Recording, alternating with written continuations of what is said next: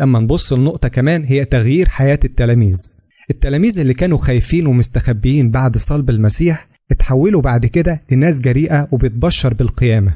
التغيير الكبير ده بيشير لوجود سبب قوي، والمسيحيين بيؤمنوا إن السبب ده هو لقائهم بالمسيح بعد قيامته من بين الأموات. التحول الجذري في حياة تلاميذ المسيح من الخوف للشجاعة صعب تفسيره من غير حدث مهم أقنعهم بصحة رسالتهم. فالقيامة بتقدم تفسير قوي للتغيير ده.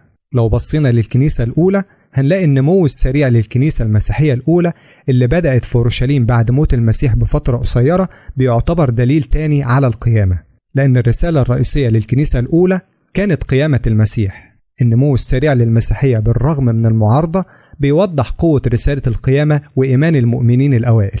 وعن العلماء المؤرخين هنلاقي بعض العلماء اللي عندهم شكوك بيعترفوا إن في دليل تاريخي قوي على موت المسيح ودفنه والقبر الفاضي وإيمان التلاميذ بقيامته.